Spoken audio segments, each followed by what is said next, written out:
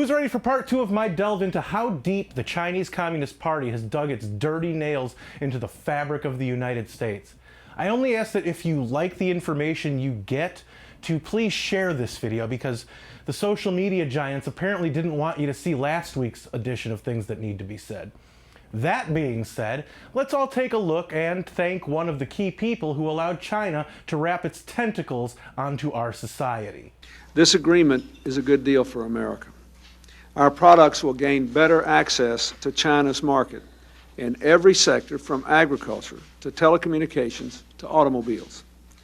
But China gains no new market access to the United States, nothing beyond what it already has. Hey everybody, thanks for joining me on the last Things That Need to Be Said of 2020 for MRCTV. I'm Nick Kangadis. So what'd you think of old Slick Willie back in 2000? Liar! Liar! Liar! Get back, witch! Funny how he jammed China's addition to the World Trade Organization the last year of his second term.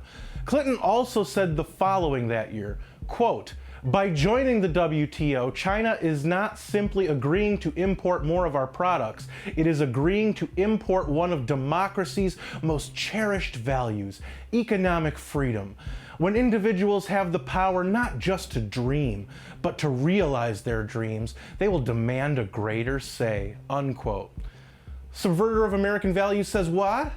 Literally, the opposite of what Clinton said happened. Everything suddenly became made in China, on top of the vast amount of items that were increasingly being made overseas. Think of Clinton as President Outsource. He began the now long-standing tradition of supposed American politicians selling our country down the river to China. To that point, DHS Acting Deputy Secretary Ken Cuccinelli warned people about buying Chinese products this very holiday season. Quote, "Be careful buying gifts this holiday season. Made in China is not just a country of origin, it is a warning label," unquote. Yeah, you know why? Because the province that houses one of China's biggest exports, cotton, resides in Xinjiang. For those of you unaware, that's where they keep the concentration camps. You know, the same province Disney thanked in the credits of their recent Mulan movie. Anyway, you know how we always say that the people who should run for office typically don't, and that's why they never seem to know what they're talking about ever? Well, apparently China knows that too, because they've targeted and used some of our politicians of lesser intelligence to infect the US. Now, speaking of politicians of lesser intelligence, how about the stones on that gaseous windbag, Representative Eric Swalwell? This hanging Chad actually had the nerve to go on CNN and ask for an investigation into the person or group that leaked information about he was a sucker for an alleged Chinese spy who used her feminine wiles, among other tactics, for access to potentially prominent US politicians. If this is a country where people who criticize the president are going to have law enforcement information weaponized against them, that's not a country that any of us want to live in. And I hope it is investigated as to who leaked this information. Really?